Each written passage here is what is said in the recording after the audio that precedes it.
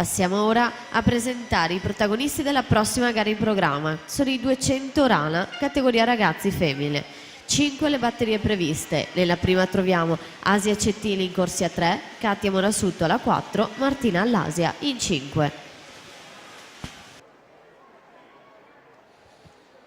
E quindi con la gara adesso in acqua si chiudono anche i 100 d'orso, il primato al maschile assoluto di Robert Zbogar del 2016, 53 e 64. Marco Deano è passato in vantaggio ai 50 con 27 e 33.